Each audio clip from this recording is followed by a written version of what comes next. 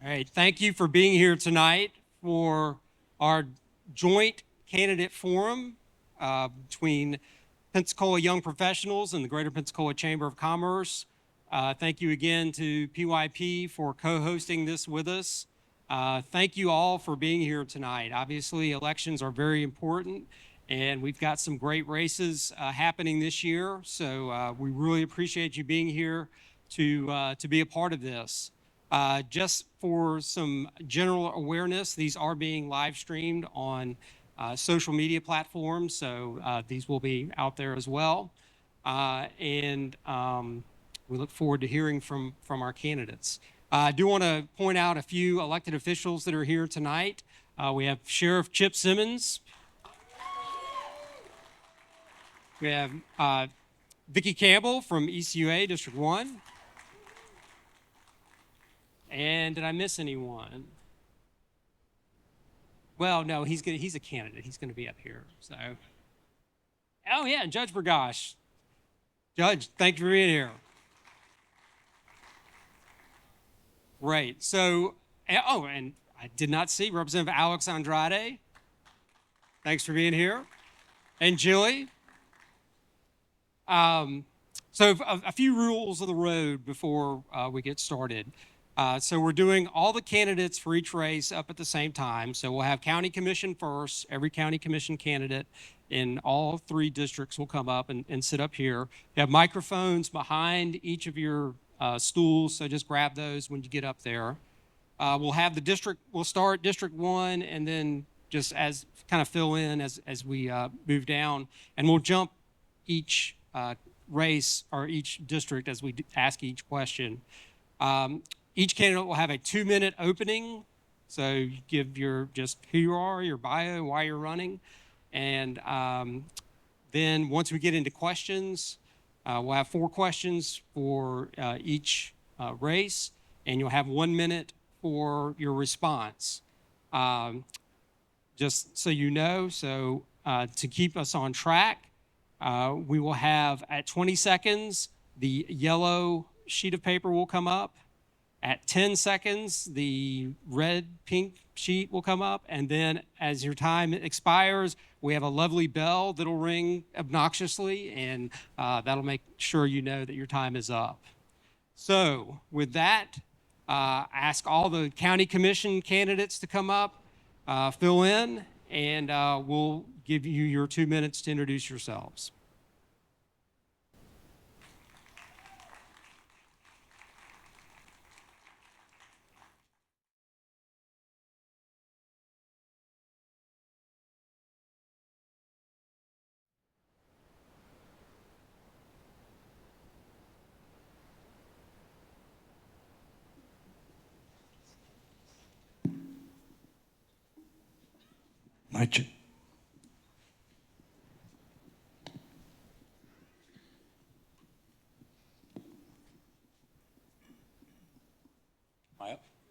Hey, I want to thank everyone for being here tonight. I want to thank Pensacola Young Professionals, Pensacola Chamber, Todd Thompson, Museum of Commerce. Thank you for doing this.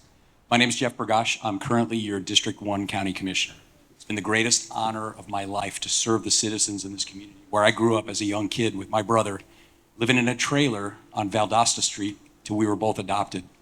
We were from the wrong side of the tracks, figuratively, literally. Never supposed to amount to anything. I'm very proud of my brother. He made it to judge, and I'm proud of the hard work that I've done making it through the school board and then the county commission. This is a great community, lots of potential, lots of great projects in the works, and even more good news to come.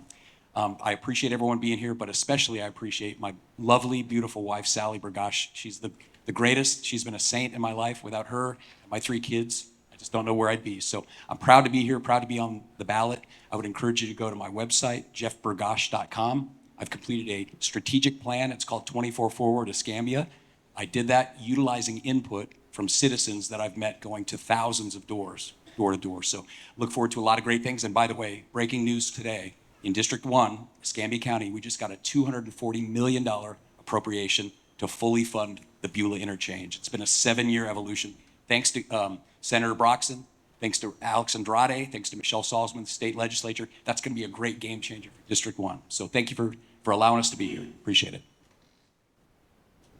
I'm Jesse Casey. I'm a real simple person. The reason I'm here tonight to run for county commissioner is I want to help the people. And that's what I'm all about. Listening to people and any concerns they have, give them time to think and talk to you. You know, they have somebody to reach out to. I want to thank everybody for being here tonight. I'm not a professional speaker by no means, but in my heart, I'm doing it for the people, and I will continue as long as these feet will move me forward. And that's what it's all about, helping people, infrastructure, and I almost hate to say, but this Beulah 4-lane, I mean, it should have been here years ago. Infrastructure, we need to reach out with the state and draw it together and make it safe for all our kids, you know, schools. And I know I'm talking in circles here, but like I say, hadn't had this much audience in a long time. But thank you. But each one of you, every person in Escambia County, that's what I'm here for. I'm here to help them. And I want to listen to them. I don't have an agenda. I don't have something that, hey, I want to accomplish. I've been blessed. I don't need the money. You know, the guy above, he's blessed me. And I was poor when I was growing up, and I didn't know it. But that's what I'm here for, is to help every person in this county. Thank you. Hi, I'm Ashley Hoffberger, and I've been asked what sets me apart from the other candidates. Certainly, my business background is stronger. I've started 6 businesses, I've ran teams of over 70 people, and I've done over $65 million in emergency response work in a single season. But what truly sets me apart is my passion. I'm going to share with you 2 very personal stories that have brought me to run for county commissioner. We called 911 because my 2-year-old had a seizure, and they were unable to provide us with an ETA on the ambulance. No one in our community should pick up the phone to call 911 and not know if and when an ambulance is going to arrive. Our first responders agree with me. I've received the endorsement from our local EMTs and paramedics. I am the only District 4 candidate with an endorsement from our first responders. I want to make it easier to do business in Escambia County. Our permitting processes are antiquated. Our zoning and planning department lacks inefficiencies. It took me over 13 weeks to get an approval for an interior remodel. We are missing the opportunity to create jobs in our community through small businesses because the carrying cost of doing business in Escambia County is too high due to too much bureaucracy, not enough automation, and little accountability. Walker will tell you he sits on the Planning and Zoning Board. Yes, he has done so for the last 4 years as a representative of District 3. You can continue to place undue burdens on small businesses, or you can choose to elect change. Let's make a difference and make it easier to do business in Escambia County. If you want a business-minded person who will serve you with transparency, accountability, and results-driven leadership, someone who will work alongside you to provide a safe and thriving community, I am asking for your vote on August 20th. My name is Walker Wilson, and I'm another Republican candidate for County Commission District 4.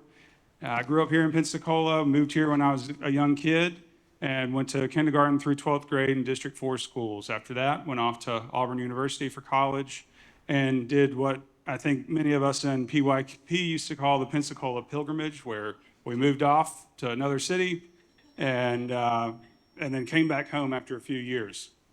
I moved back home in 2016 and immediately joined Pensacola Young Professionals, and I want to thank y'all in the chamber for hosting this tonight. This is typically one of the most look forward to forums that goes on throughout an election season, and former PYP president myself, I know that it takes a lot for you all to get involved and really put in the effort to give young people in this community a seat at the table.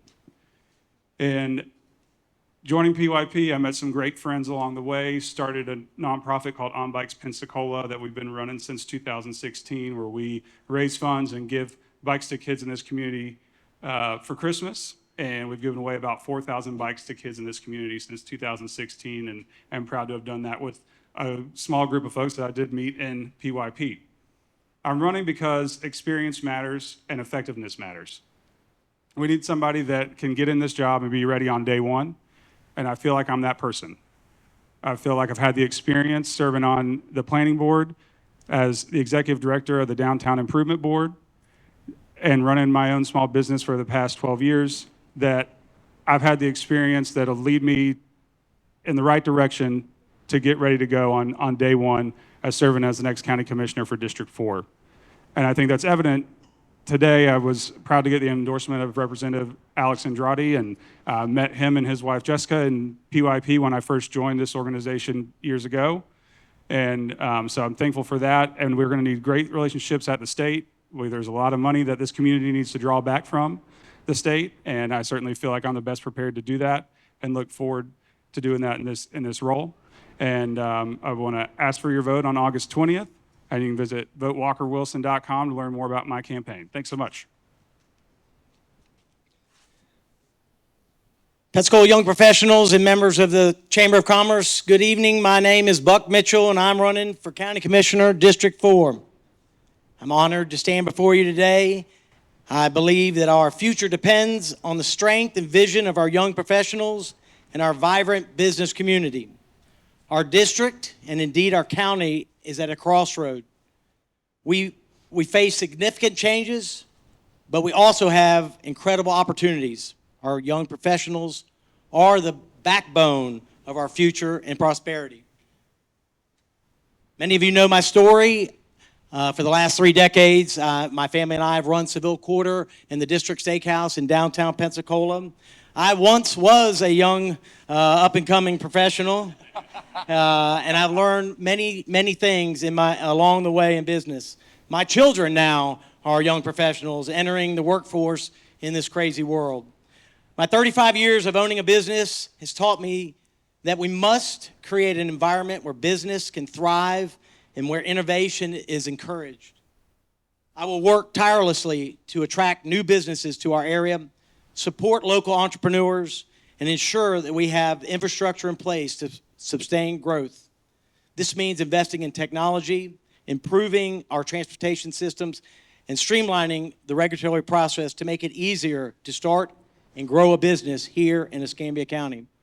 My campaign is focused on common sense growth that helps foster a business atmosphere to produce high-paying jobs to keep our young professionals here at home so they don't have to move away to another city to start their careers and raise their families.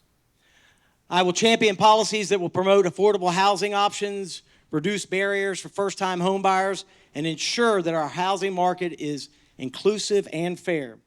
Together, we can make Escambia County a place where young professionals and business not only succeed but thrive. I ask you for your support, your ideas, and your vote. Let's build a bright future for District 4 and all of Escambia County. Thank you. Good evening, everyone. I'm Ron Helms. I'm running for County Commission District 4, obviously. Tell you a little bit about me. I'm a business owner, a military veteran, and I've done a lot in our community. I also want to tell you that I'm ordained clergy. I pastored churches in Norfolk, Virginia, Lancaster, Pennsylvania, and my long-term pastorate was in Rochester, New York. If you want some snow in your life, that's the place to be. So I think you're all in the right place. So I'm running in this race because I have a passion for public service. I have a passion for what matters to each and every one of you and our community. You go to Board of County Commissioner meetings and you never know what you're going to get. There's lots of public forum time, lots of back and forth on issues that have already pretty much been decided. I will be a voice for you and the people that are not present today, the entire Escambia County. I know flood issues. I know the housing issues. I know that we have slumlords in this county that really take advantage of the most difficult times in some people's life. I know a lot of issues that are paramount to you because you've taken the time to share them with me. And I invite you to continue to do that. I am a fiscal conservative. What does that mean? That means that I want to go through every inch of the budget. I think there's a lot of government waste, and I think funds could be used differently than how we're fully doing it today. I also am very strong on ethics. Of course, as a pastor, you know all about ethics, but how you live your life in community is paramount. How you lead others and the concerns of their hearts and their families' lives is important. I will serve on the Escambia County Commission as your voice, and with your vote, I'll do well. I just would close with this. I haven't given a sermon in a very long time, but anytime I give a sermon, I spend time in prayer and preparation like all pastors do, I hope. But then I begin to reflect about what is the goal of the sermon. And for me, it's about being the better of ourselves. And I've already talked to many of you, as I said, and I believe in each and every one of you. Opponent or not, I believe in you. I'm asking for your support. I'm asking for your vote in November. Thank you. I just want to take a second before I get an introduction. How great is this? This is exciting. We are here as neighbors and citizens just having a peaceful night, and we have the opportunity to be the voice of the citizens, the hundreds and thousands of citizens of this county. That's amazing. All right, well, I'm Joshua Robertson, running as an NPA out in District 5. So that means that I don't have a primary, and I get to run to the finish in November 5th. Just clearing that up. So it's just amazing that we're here peacefully and get to enjoy each other tonight and get to go over these topics. And it goes, thank you for your service. It goes to what he served for, and this shows evident that it's coming through right here. In this county, I think it very diverse. I support public safety. It's paramount. Infrastructure needs help. Let's not sugarcoat it. It needs help. The roads, some of them aren't even wide enough to pass two cars on, right? The highways, some of them don't have shoulders to pull off on when your emergency vehicles come by. One of the candidates spoke about the EMS. We know that's an issue. We need to support public safety. We need to support the infrastructure. We need to support the teachers. Better schools, better raise the future leaders of tomorrow. It will keep the people here. It will keep the rising up of the future here. The housing, I'm not sure I agree with the government getting involved with private ventures. But anyway, Joshua Robertson, District 5. You can visit my website. It's Joshua Robertson, TACD5.com. Thank you.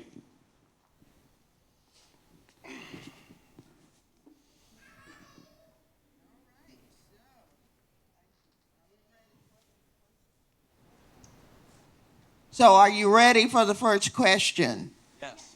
All right, so the question is, how can businesses and county government work together to reduce the panhandling challenge facing our community?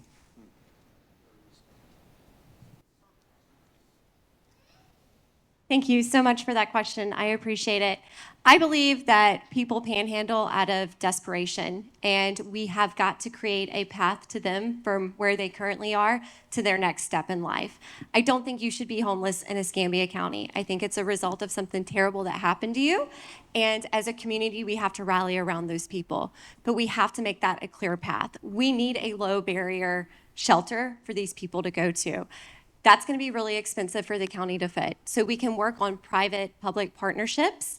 We can work on funding together. We can work on partnering with nonprofits. There is a lot of room for us to partner with the community to make a safe place for our homeless to go and get to the next step in life. So once you do the low barrier shelter, they can move to housing where it's multiple people per unit. And then once that happens, they can move into tiny homes. We've got to work on planning and zoning so we can create these places and make sure they're in locations that are safe for our community. But we have just over 1,100 homeless people in Escambia County right now. That's a huge amount for our population. The chronically homeless person in the county costs about $31,000 a year in taxpayer dollars. So if we look at what we're actually spending on the problem, we could really create a solution. So I think it's diving into the numbers, identifying what we need, and moving forward with a plan to take them from being homeless to being independent.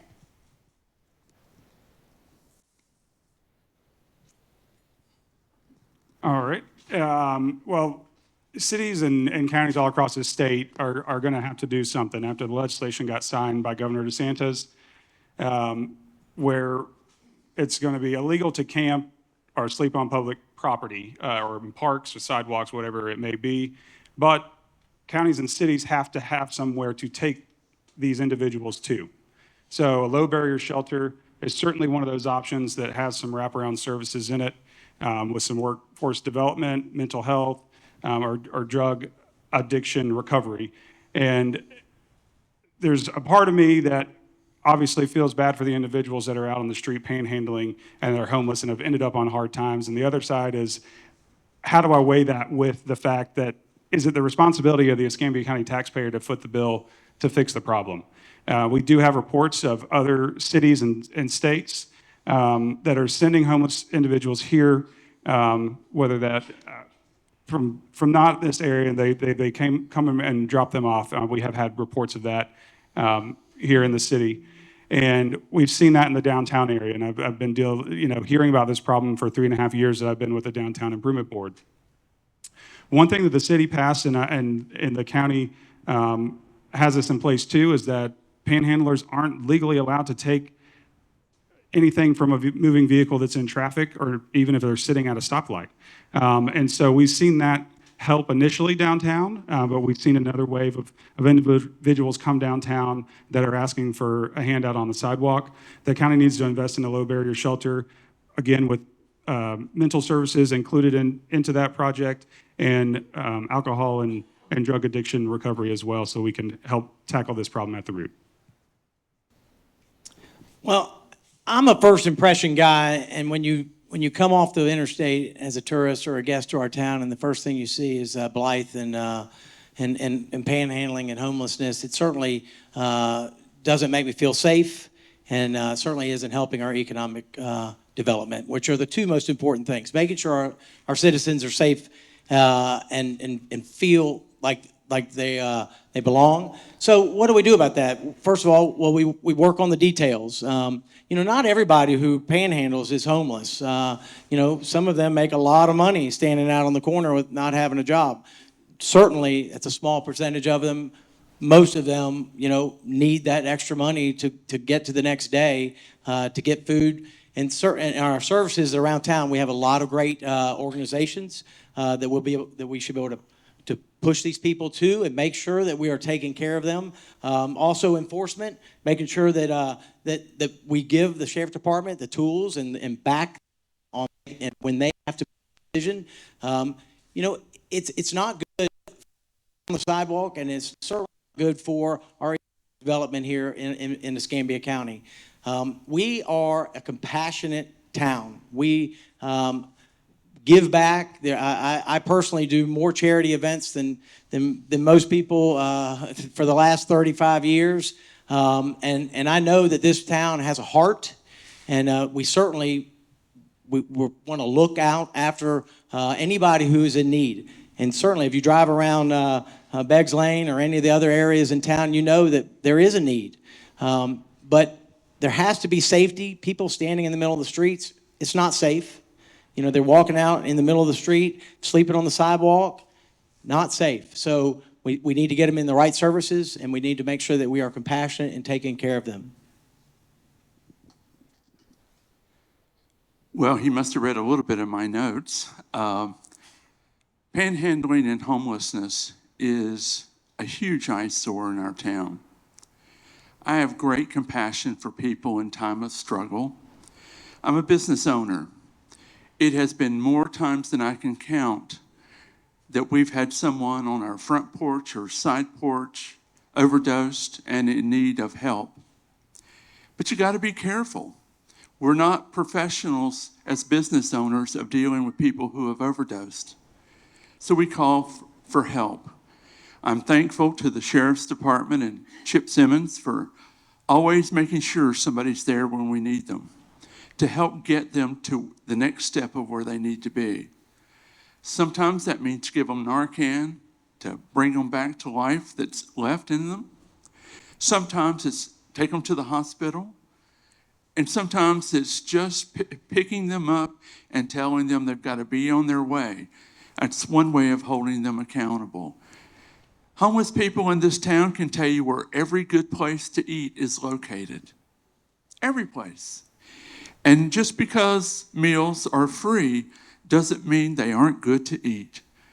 But I tell you what, there's a huge difference. I will give compassion to a homeless person until they can pick themselves up with help. But panhandling, it is ridiculous. I think that more people panhandle in this town than there are homeless people. I wish I made nearly half of the money that they made, because they're in the same place for this shift, they're in another place the next shift. They know what they're doing. I think we have a responsibility. I love the low barrier shelter time and I think it's really important that we start and get them to the next step in their life, and hopefully they'll make progress from there. Ma'am, will you please reread the question? How can businesses and county government work together to reduce the panhandling challenge facing our community? Thanks. I just had to go way off my notes because it was nowhere near that. So business owners take the chance to start a business and they're paying the taxes, and I get it, it's a public sidewalk and the legalities of the panhandling legal on the sidewalk. But if the business owner is having an issue with their patrons coming in to go to their store to pay those, so they can pay their taxes and they can pay the fees to have that business, and they have an issue with it and they call respective law enforcement, he's sitting right here, then there should be a response there. And if it's a problem, they should get backup from the county or from the officials that they need it from. However, we're treating a symptom with the panhandling, I think. And if we keep attacking it, and my 1 minute answer, anybody's 1 minute answer is not going to solve this issue, because if it did, we wouldn't be facing it around the country. So treating a symptom is like taking NyQuil. We're just going to go to sleep with it. So attacking the homeless, getting to the root of it, to the homeless problem, I think Ashley said it best with partnerships. Identifying why someone is homeless. If they fell on bad luck and they need a helping hand, help them. If they have a mental instability, let's create a partnership and get them some mental treatment. If they're a criminal element, let's work with law enforcement, create that partnership, and let's get them where they not here. Let's get them where they need to be. And then identify the ones that just want to be what's so-called free. They don't deserve any of it. Honestly, they're not putting in. They just want to be left alone. Let's leave them alone. That's all I have. Well, we do have a significant issue in Escambia County. It's one of the calls that I get on a very frequent basis. The good news is the county currently has resources, and we're putting those into place. I'll tell you about $30,000 that we've earmarked, 9,000 of which that we've spent, that's saved $1 million. It's called Project Real Change Reconnect. What we do is we utilize a faith-based organization. We have them engage with these homeless individuals and find out where they're from, what kind of support system they might have there, and then we make contact with that person, and then we send them back. We've done that with dozens of homeless individuals, and they do drain our social service systems, and so far we've saved the equivalent of $1 million doing that. The other thing that we're doing is we've earmarked $2.9 million in ARP funds, and we're going to use that to help subsidize rent, workforce rent, because there's a lot of folks that are working jobs, but they can't afford to pay rent, and they're taking space in our faith-based shelters. So if we can clear them out and give them a hand up and some job training and some assistance with their rent, that clears space in our shelters. We were going to do a non-conjugate shelter. We decided against that. We put $800,000 into a fund, and we are now taking applications from faith-based organizations to help us find ways to eliminate the problem. Now, when it comes to people panhandling, we have to be very careful because, we know we live in a very litigious society, right? You see the commercials, the girl does a backflip and 2 twists and then says, Alexander Muhammad got me $1 million for my devastating spinal injury. And you're like, well, how in the world are you doing backflips? It's a very litigious society. So if we start arresting people, if the sheriff starts arresting people for panhandling, we will be sued by the ACLU and we will lose. But what we have done is we've crafted an ordinance. You cannot be in the streets, you cannot be in the medians panhandling. If so, you can be arrested.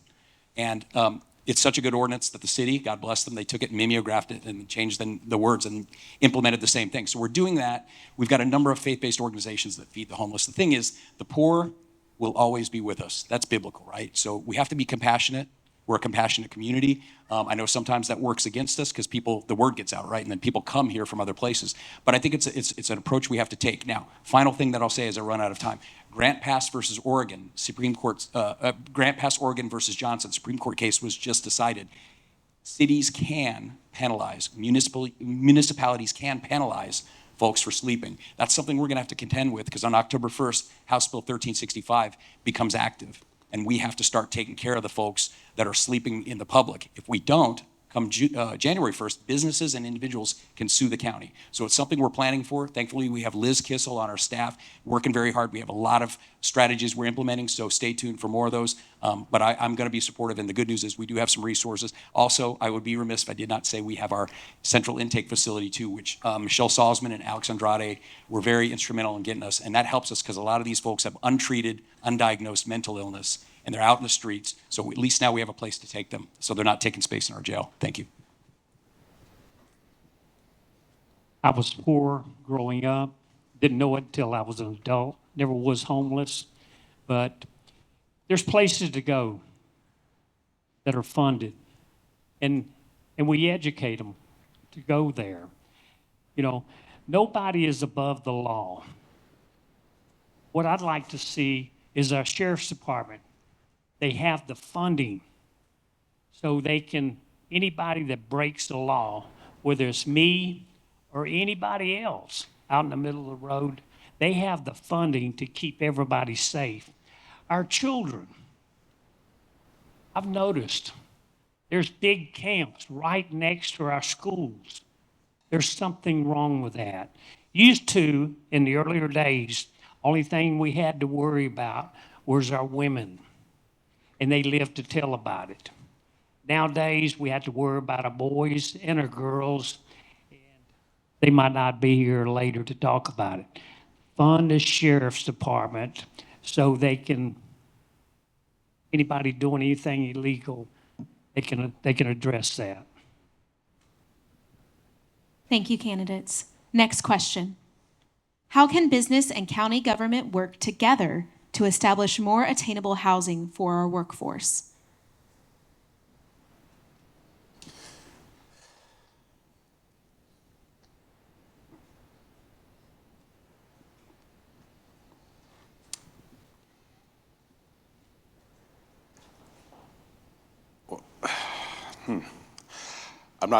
I've already kind of broached this topic with earlier when I mentioned not keen on government and private ventures coming together. So slippery slope, and I just think that I do agree with workforce housing, the terminology being used. I definitely believe anyone that chooses to put on a uniform or even teachers and the service workers definitely deserve the opportunity to live in the community that they serve. That 100%. But when we start okaying developers and maybe changing those the codes and allowing the subdivisions to go in for $500,000 and $600,000, per house, I'm not sure that, that's not workforce housing. That's not what we used to call starter homes. So I don't know how the county can get in there except keep up on the infrastructure, keep up on stormwater drainage, and keep up on the public services and public safety. Well, the issue is a supply and demand issue, plain and simple. For a long time, we didn't have enough supply, and so the prices of rent were through the roof. And so you're working 1 or 2 jobs and you could barely afford rent. In District 1, you take a drive, there's been development, and we've worked with the business community to facilitate that. But now that's a pendulum that swings different directions. And I believe right now the pendulum has swung too far in the direction of, in the favor of the developers. And what do I mean when I say that? I mean that the development that we have allowed to occur has helped the affordable housing. The problem is the infrastructure hasn't kept up. Other places around the country that you see, before they put in a 400-unit apartment, they make them widen the roads. Or look at, is there enough facility, is there enough capacity in the nearby school? It's called concurrency. We had it in the county until 2011. The state took it out of their statutes in 2011, Governor Scott did, and then the county took it out in 2013. I've been trying to put it back in because I think it's a good way to have businesses help us fund the infrastructure along with providing the housing that they do. But I do believe it's a supply and demand thing. I think it's a private market thing. As you see, when a private individual or private business has a piece of property in Escambia County, they can very quickly put up an apartment complex. We get beat up for that. But I'll tell you this, when we put enough of those up, the price does come down. Now, we do have crazy inflation from Washington, D.C. We can't control that. They print money. We have to deal with the fallout. But what we can do on our end is make sure that we have a streamlined process for approval, which we can do, which we do. We can make sure that we have great jobs in our community, which we work to do. We brought Navy Federal, ST Engineering, Circular Gene, Pegasus Labs. We're working on other big projects too. Good jobs, streamlined processes and permitting processes, and that solves the problem. Like the gentleman on the end, I don't favor the public getting involved and monkeying too much with it. Let the private sector solve the problem. Thank you. I've been in construction all my life, and the cost of material is skyrocketing. Pensacola used to be the most inexpensive place to live in the early 50s, mid-50s, and it's not that way anywhere or anywhere else, as far as that goes. And I think government and the developers need to come together. Developers, if they want to build 300 or 400 houses, they need to fund the infrastructure, because our infrastructure is not there. We've talked about it for 12, 14 years, and it's, the traffic and the people, they're coming. But, that's a joint venture. The developer needs to be liable for that. I'm going to stand up this time because I got to stretch. There's an article that came out that said Pensacola in the next 5 years will be one of the top 5 worst cities to buy real estate in. And they named the fact that we don't have enough development and there's not enough job growth. So I think our responsibility as a county is to make it easy for responsible development, laying out the infrastructure that we need, planning for the growth that we inevitably know will come, and we have to make it a business-friendly environment. We can build all the affordable housing that we want to build, but if we don't have the jobs to give to those people, it doesn't make a difference because they can't make their mortgage payment. So we have to make it so we're providing good jobs in our community, and it is the county's responsibility to limit bureaucracy so business can do what they do best, which is provide jobs to our community and do it at high-paying rates. We've got to become competitive on that. I also believe government needs to be small. We have essentially 2 responsibilities: keep us safe and build our infrastructure. We need to focus on building infrastructure and keeping our community safe. We need to make sure that Chip's getting everything that he needs to do that. Congratulations. You're the first person in history in Escambia County to run unopposed. Yeah. So we need to make sure we fund that. That's a big accomplishment. People see that. They want to move here for that. So we've got to stay out of the way for responsible development. We've got to make it easier, and we've got to limit bureaucracy on businesses so they can provide those jobs to our community. So how can business owners or business community and the county work together on attainable or affordable housing for a workforce? I think you're doing the right thing right now. I mean, the Chamber's hosting a candidate forum with the next commissioners of Escambia County. And I think that the relationship has to also come from the other side, and I'll make the commitment to, again, be engaged with the chamber. I served on the policy committee in years past, and I think that being engaged and having our thumb on the pulse of what's going on with our business community is certainly important, and hearing from your employees on what their issues are and what challenges that they're having in their daily lives on trying to afford rent and pay the bills. The state legislature has passed and approved $800 million over the past 2 years for workforce housing in the state, and we're going to need a commissioner that has good relationships in Tallahassee that can help draw down some of those funds to bring back home to Escambia County so that we're able to put that money towards workforce housing and give our employees and people trying to get by and live the American dream an opportunity to own their own house or not worry about how they're going to pay rent next month.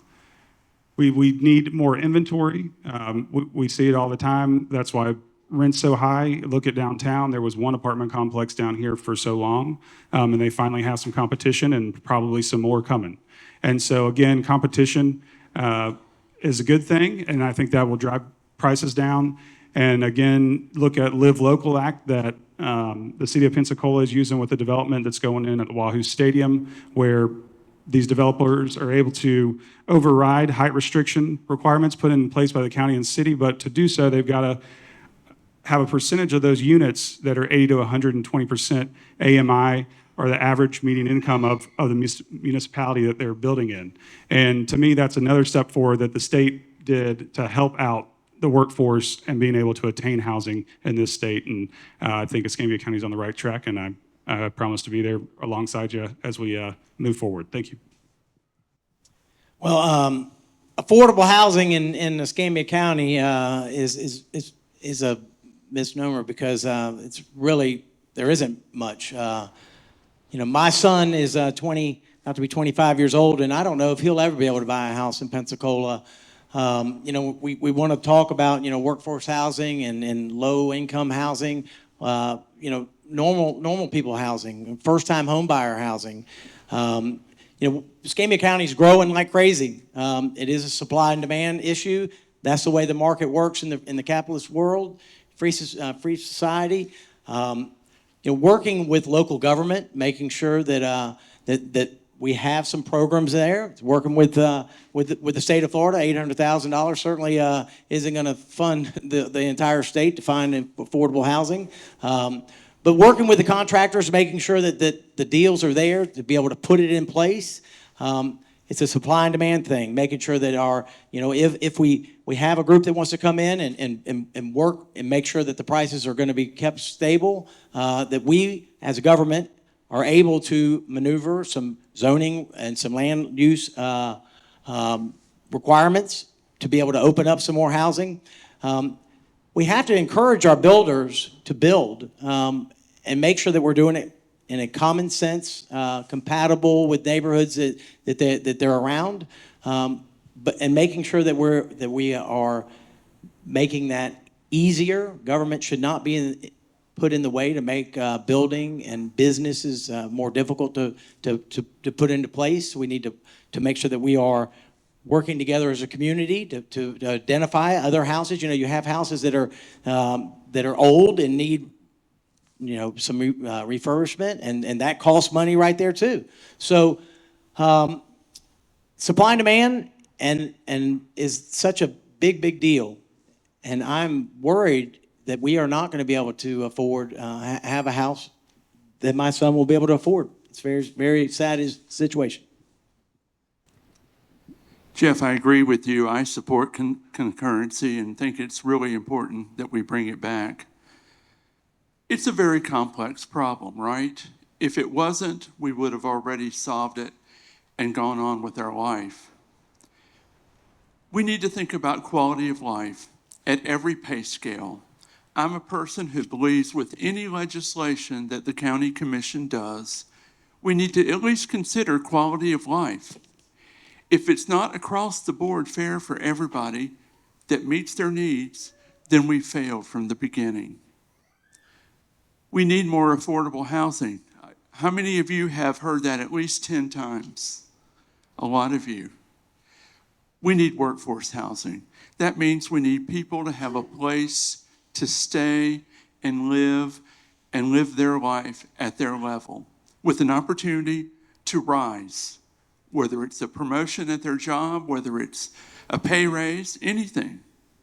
It's very complex.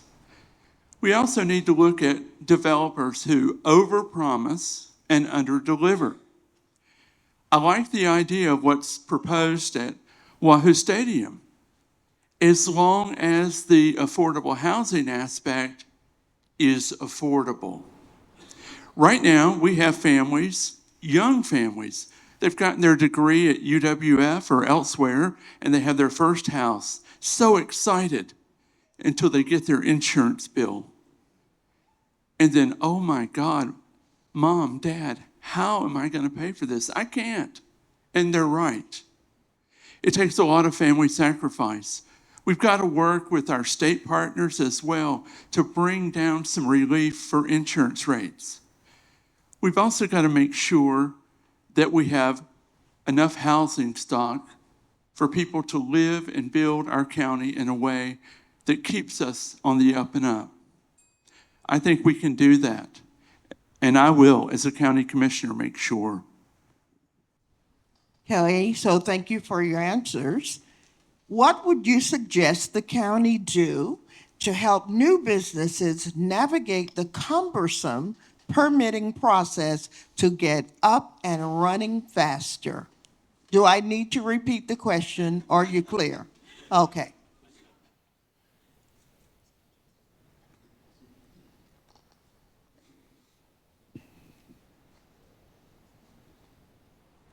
I think there's already incentives, if I'm not mistaken, in place.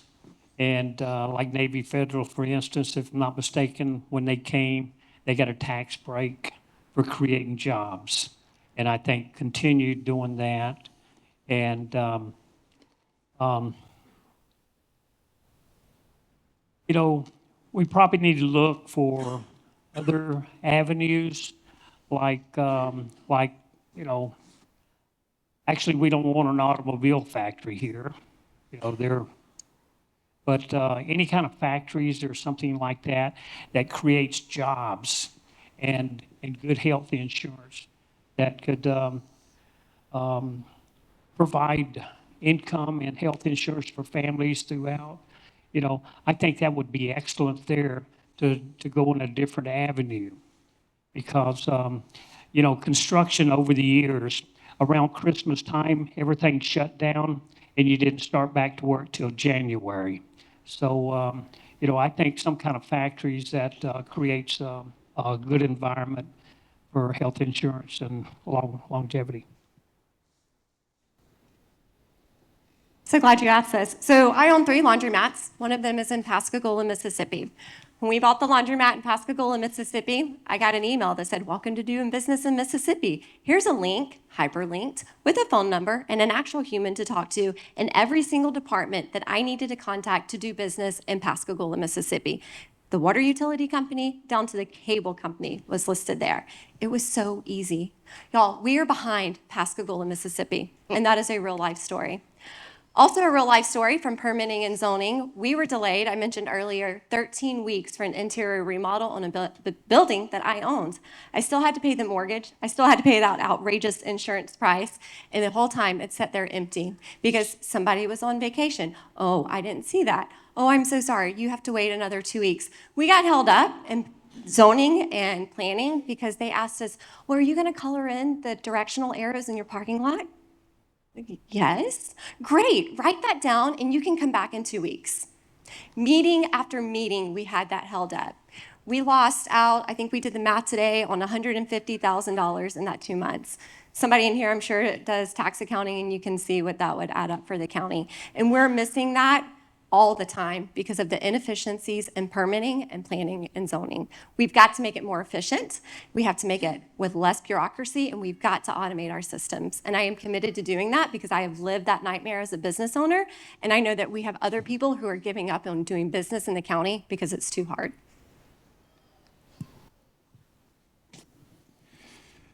I mean, one easy solution is we evaluate the staff that we have and determine just like the city of Pensacola did, do we have the staff in place to deal with the volume of permits we have coming through the door? And I can tell you, talking with developers and business owners, we don't. So we need to take a hard look in the mirror and say, do we have some departments that are heavy on administrative staff and others that are not? Especially when we're front-facing with business owners and the citizens of this county trying to do business. And I think if we looked at what's going on with business permitting and building inspections and permitting for any development, we're going to see that we don't have enough staff on hand to handle the number of permits that are coming through the door. And we need a place for people to go and see somebody and talk to somebody about the issue, somebody that a number they can call, someone's going to pick up and walk them through the process. But again, we got to look in the mirror first and determine, do we actually have a need? My gut feeling is, yes, we do. And then figure out a way to fix the problem. You know, the permitting issue has been going on in this county for years and years and years. You know, coordinating between different agencies. You know, it is important that when you are building a home or a business or a building, that, you know, that we do take the time to make sure that we're getting it right. We certainly don't want to put something out there that isn't hasn't gone through the permitting process and been approved. Certainly transparency on that is important. Make sure that we are communicating not only with the builder, but also with the homeowner or the business owner. Sometimes the permitting process gets held up because the builder is not the most honest person in the world and is not informing the homeowner or the business owner what is going on. But transparency certainly, and I do see things in Escambia County are getting better. Certainly, the automated process has to happen. We will get into the 21st century eventually, and we will make it better. Giving incentives, you know, for larger projects and making sure that they're getting through the permitting process when they're bringing things to the county, bringing more affordable housing, things like that. And certainly, we will work with them to get that process moving quicker. The system's broken. As a former owner of Paradise Home and Investment Properties, I know it's a terrible mess. I believe that one of the short-term solutions is we've got to invest in our staff that's working on those permits. We've got to make sure that we have a process in place that's not as cumbersome as it is right now. You know, we like to think that the city of Pensacola and Escambia County has the best of the best employees. And I believe that. But also our employees must keep growing. They must be able to go out and understand what the next cutting edge is to really have excellent abilities for people to get permits just like that. I don't mean be irresponsible or short. I just think that there's a better way, and we haven't found it yet. I love that our mayor travels to DC and elsewhere to see other cities as to how they're doing things. That'd be a great place to start. I think county commissioners could benefit from that too. I think we just need to acknowledge we have a problem, hire the right people to help solve the problem, and then to also make sure that everybody at City Hall and the county are at their best at getting people through the permitting process. Sorry, I'm not a business owner. Can't speak intelligently on this. I'm a servant by nature. But you heard from a business owner that gave a great idea. That sounds like subject matter expert to me. Bring us up to speed. We have great technology in the world. I mean, up until maybe a year and a half ago, I had to go to my water company to pay the water bill. There's parts of the world you can pay with a thumbprint. Where are we at? Where are we at in society where in Pensacola to where we can't be technologically advanced enough to have this streamlined process? You want to talk about hire new employees? I don't think that's the answer either. I just saw the budget. I just saw how much we're spending, and I compared that to the Gulf Coast budgets and the population. I don't know if spending more money is right, but I do know holding the personnel accountable and getting them the technology for the permits to get it streamlined faster, and then also the training to get them up to speed speed with that new technology and how to handle those permits? One of the greatest qualifications of being a county commissioner is having owned a business. My wife and I have owned 6 small businesses in California and Florida, and we've owned small properties and investment properties as well. When I owned my business here in Pensacola, before we sold it right after the Great Recession, I had a major issue with a tenant who lost a license. It was very difficult to duplicate or get another one. I had to go see the county. It was before I was ever affiliated with the county. I was very impressed with how quickly they turned it around.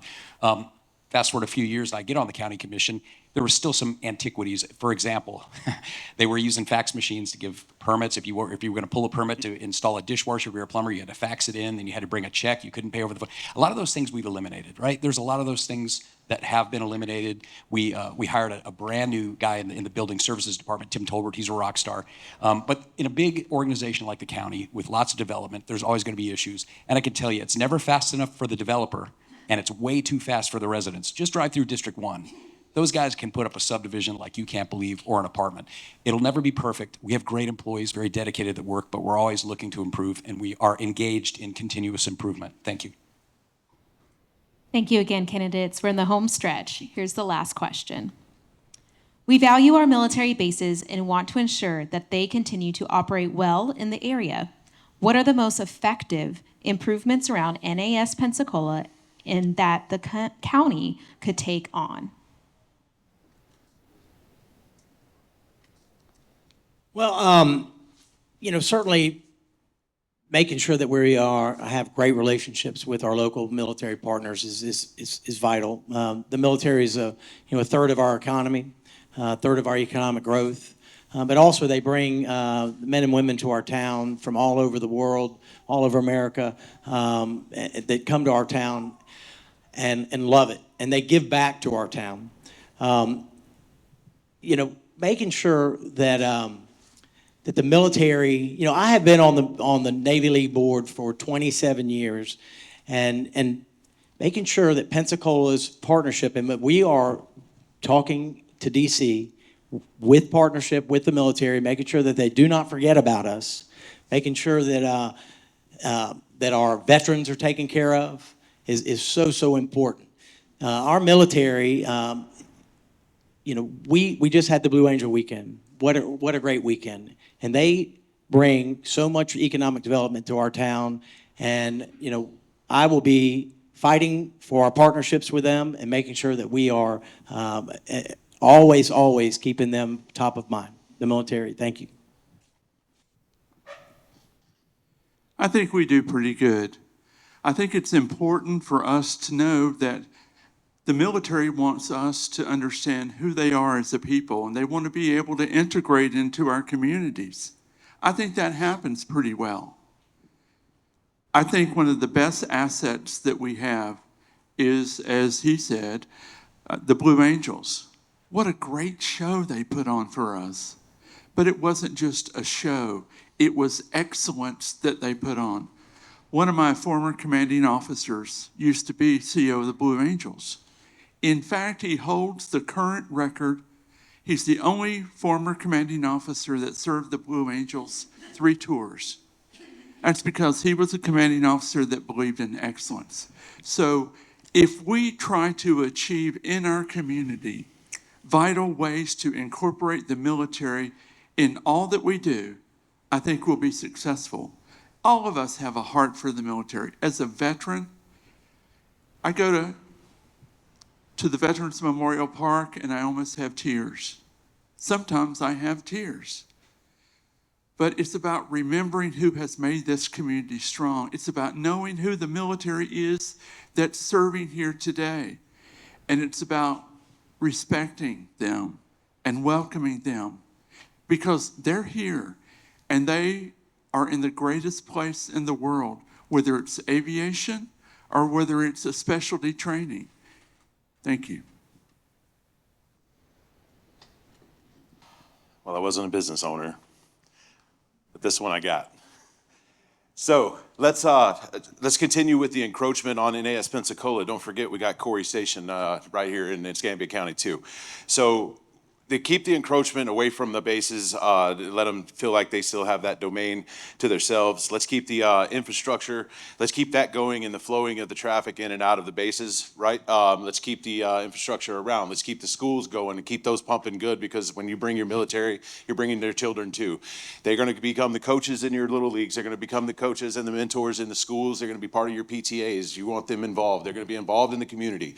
They are you when they get here. So after their day of work, they go out and become you. Already? So then you're gonna, you wanna, it's time to, it's not just enough to wave a flag and say, hey, I'm patriotic, I like the Blue Angels. Escambia County, it's time to put our muscle where our mouth is. Let Washington know that we are ready for the next drone project. We are ready for the next technology that comes out for the IT department on Corey Station. Pensacola and Escambia County wants it. That's how we support them. That's how you get to keep the veterans here. That's how they become sheriff's department. That's how they become EMS. That's how they become the leaders of this community when they retire and choose to stay here like I did. I could have went anywhere in the world. I chose to stay here because I loved it so much.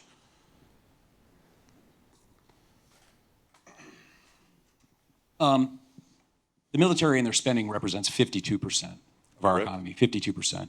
And it's an incredibly important aspect of our economy. In fact, we would be gone without it. It would be a devastating blow. So I served 15 years on the Military Affairs Committee for the Chamber of Commerce while I was on the school board and in the county commission. I worked 18 years on the base supporting the mission.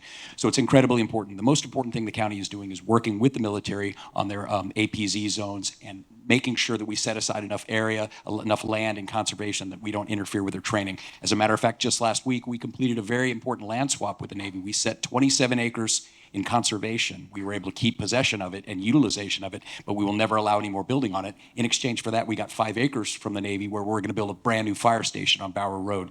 We have to make sure that we protect the mission and we enhance the mission. I'm proud to serve on the Northwest Florida Defense Coalition. We went up to D.C. 3 months ago. I met with the Admiral who runs all the bases worldwide. We expressed our concerns, and we've just brought back several large appropriations. You'll read about it in the paper. The military is a vitally important part of Pensacola, probably every bit as important as tourism. A lot of people don't want to believe that, but that's the fact. So we have to protect these missions, especially the Blue Angels. I know one of my counterparts made a big mistake and said we should move the practices somewhere else. He had to walk that back instantaneously. We don't want to move anything about the Blue Angels. We want them right there on that base. We want them right here in Pensacola because the military is vital to our community. Thank you. I'm current major in Auxiliary Air Force, and I have 2 sayings when I get up in the morning. One, I leave the house with the right attitude. And number 2, I never have any difficulties during the day. I have challenges. And I think what we need to do, we need to reach out and be a better person and come together and do more and more for our military, people that served, people that come here. Thank you. If you're a veteran or active duty, raise your hand, please. Thank you, guys. Thank you for your service. 15% of our community is a military veteran. It's a huge amount of our community. When you talk about the budget, it brings in 23,000 jobs, and it accounts for $3.1 billion in our local industry. It's a huge part of who we are as Pensacola. One of the things that we need to make sure we do as county is continue to provide the infrastructure that keeps it safe and efficient. One of the problems that we're having now is, yes, the Blue Angels practice here, and it's absolutely amazing, but you have hundreds of people who can't get their kids to school on those days because the road's blocked. We've got to invest in the infrastructure to expand those roads. Part of the problems that we have now is you have people saying, well, it's not my district, it's not my problem. That's not true because of that $3.1 billion. It is our problem. It is our problem, all of us, all of Escambia County, and we've got to make sure that we are doing everything that we can to support our local military, and I think it starts with providing the correct infrastructure so our community can commute properly and that they feel the love. Could you repeat the question you asked one more time? Of course. We value our military bases and want to ensure that they continue to operate well in the area. What are the most effective improvements around NAS Pensacola and Corey Station and that the county could take on? So certainly, I think we all agree on this. We're supportive of our military, and that's what the largest chunk of our federal income tax is going to is to keep us safe here at home. And we want to make sure that we're showing our respect to these military bases. And when we look at the front gate or the surrounding area of where you drive in from the airport, and we have military officers coming to town and they're driving from Pensacola airport over to the front gate of the base, I mean, it's not probably the most beautiful drive in the world. There's an opportunity there on the west side of the bridge, right before you come over the bridge on the front gate, to put a beautiful waterfront park right there on county property. You do have some individuals, some developers that are looking at investing in property right there on the east side of the front bridge to the gate to put in apartment complexes, some commercial and storefronts right there. The issue with development there is it is in a mandatory evacuation zone. So if we have a torrential hurricane, all that's flooded, so you do have to lift it up. But there's a ton of opportunities there too with the Warrington CRA, with providing some grants to these businesses to fix the facades of what their stores look like, and to really give that community the spruce it needs, so that when we have these folks coming into town, that the county's showing its best foot forward and making sure that they've got a good drive into the base, and that it looks like that we're here to support the military, which we all are, and but that we're putting our face forward and doing a good job of keeping it up. Thank you. Awesome. Thank you. Let's give our candidates a round of applause. So thank you again for running. I know it's not easy, but it takes a lot of time. It takes a lot of effort, and just appreciate you running, standing up for our community, wanting to be a part of it, and for being here tonight. So thank you very much. Thank you. Thank you. So we'll have our school board candidates come up now. And I do want to give a couple of shout outs. I was remiss in introducing our moderators tonight. So from Pensacola Young Professionals, we have Annie Gray. And from the Chamber, we have Dr. Lou Sharon Wiley. And we also want to thank Tap the Coast for providing the beverages tonight.